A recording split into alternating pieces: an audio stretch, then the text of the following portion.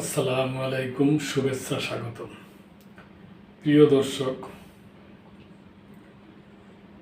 বাংলাদেশে আপনারা জেনে থাকবেন যে বাংলাদেশ বর্তমান অন্তর্বর্তী সরকারের পক্ষ থেকেই হয়তো তাদের কোনো মুখপাত্র কিংবা সংবাদদাতা এদের মাধ্যমে থেকে আসছে যে মিয়ানমারের যে রাখাইন রাজ্যে মানবিক করিডোর, মানে ওখানে যে খাবার দাবার পৌঁছানোর জন্য যে একটা বন্দোবস্ত করা হয় এবং ওনাদের ওখানে খাবার দাবার পৌঁছে দেওয়ার জন্য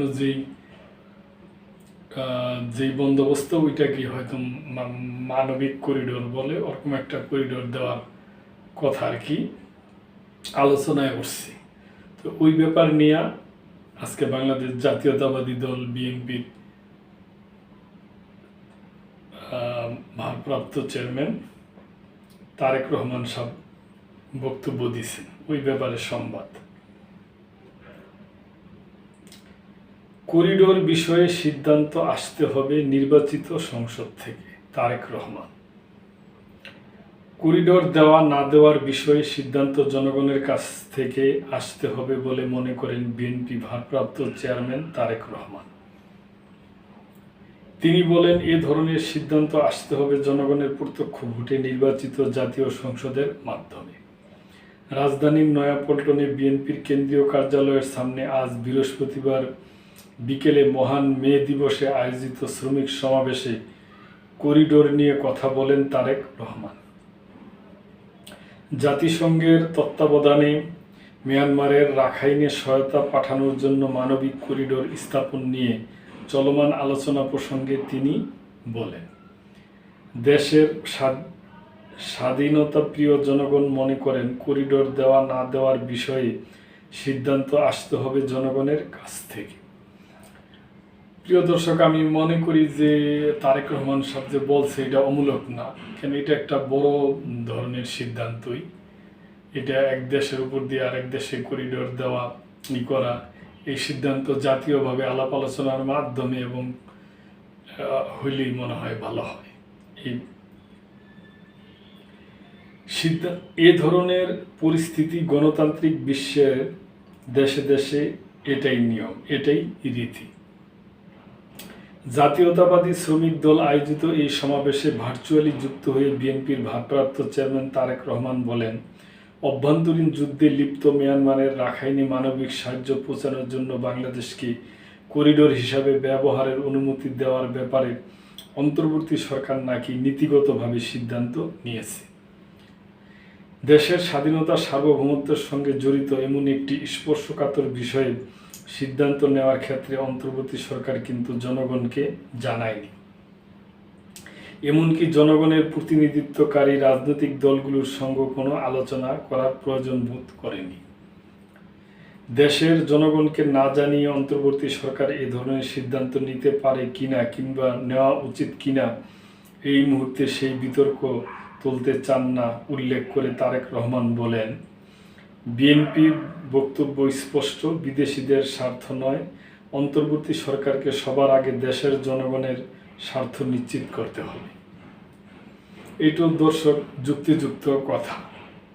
আর আমি মনে করি যে অন্তর্বর্তী সরকার যা আমাদের দেশে যে রাজনৈতিক দলগুলো আছে এদের সাথে একটা আলাপ আলোচনা করে একটা সিদ্ধান্ত নেওয়াই মনে হয় ভালো হয়।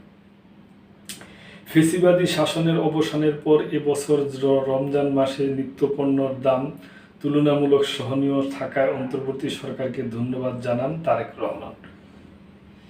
তবে তিনি বলেন, রমজান শেষ হওয়ার সঙ্গে সঙ্গে আবার চাল ও তেলের দাম বাড়িয়ে দেওয়া হয়েছে। চাল তেলের দাম বেড়েছে কিন্তু মানুষের আয় বাড়েনি, তাহলে জনগণ এখন তাদের এমন ভোগান্তির কথা কার কাছে, কোথায়, কিভাবে বলবে?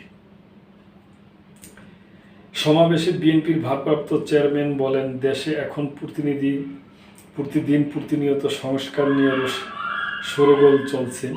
গণমাধ্যমের খবর কিংবা টেলিভিশনের টকশো সবখানেই সংস্কার নিয়ে আলোচনা, কিন্তু সংস্কারের এত কর্মযজ্ঞের মধ্যে শ্রমজীবী মানুষের কণ্ঠস্বর কোথায়? কৃষক শ্রমিকরা গ্রামীণ অর্থনীতির মূল চালিকা শক্তি, তাহলে তারা কোথায়, কার কাছে, কিভাবে তাদের সমস্যা সম্ভাবনার চিত্র তুলে ধরবেন? কে তাদের প্রতিনিধি? তারেক রহমান বলেন, প্রাণভিক জনগোষ্ঠীর দুঃখ দুর্দশা সমস্যা সমাধানের কথা যাতে রাষ্ট্র এবং সরকারের কানে পৌঁছায়, সেজন্য জনগণের প্রত্যক্ষ ভোটে নির্বাচিত প্রতিনিধি, জনপ্রতিনিধি, নির্বাচিত জাতীয় সংসদ এবং নির্বাচিত সরকার প্রয়োজন। কারণ জনগণের প্রত্যক্ষ ভোটে নির্বাচিত প্রতিনিধি, নির্বাচিত সরকারের অবশ্যই জনগণের কথা শুনতে বাধ্য। তিনি বলেন, সংস্কার কর্মসূচি নিয়ে বর্তমানে বিএনপি সারা দেশে বিভিন্ন শ্রেণী পেশার মানুষের সঙ্গে সংলাপ করেছে। পাশাপাশি সংস্কার কর্মসূচি বাস্তবায়নে বিএনপি অন্তর্বর্তী সরকারের সঙ্গে আলোচনা করেছে। রাষ্ট্র ও রাজনীতি গুণগত পরিবর্তনের জন্য যেমন সংস্কার প্রয়োজন, তেমনি জনগণের রাজনৈতিক ক্ষমতা নিশ্চিত করার জন্য ভোটের অধিকার প্রতিষ্ঠার জন্য প্রয়োজন নির্বাচন। অন্তর্বর্তী সরকারের একটি অংশ সংস্কার এবং নির্বাচনকে মুখোমুখি দাঁড় করিয়ে ফ্যাসিবাদ বিরোধী রাজনৈতিক দলগুলোর মধ্যে সুপরিকল্পিতভাবে বিরোধ উস্কে দিতে চায় বলেও সমাবেশে অভিযোগ করেন তারেক রহমান।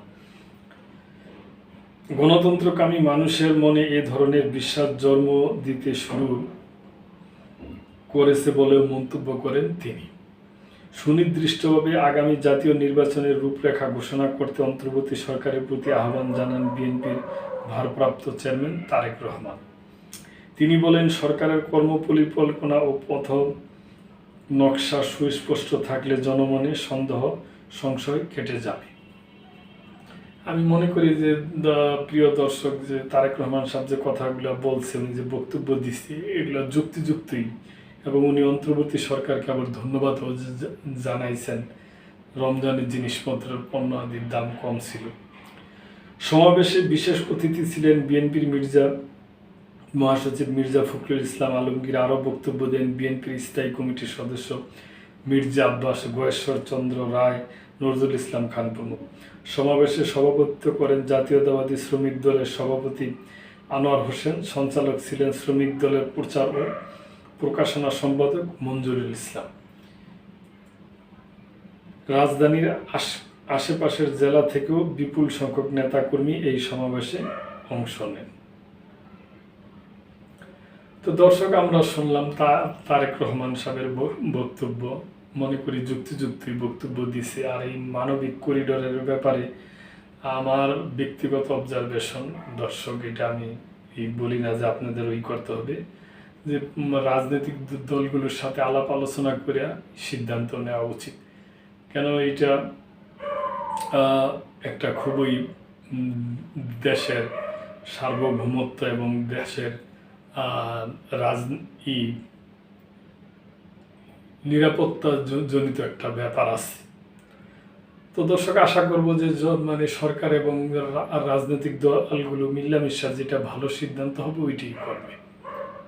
তো দর্শক, আজকে এই পর্যন্তই। ভালো থাকবেন, সাবস্ক্রাইব করে চ্যানেলটির পাশেই থাকবেন। আল্লাহ হাফেজ।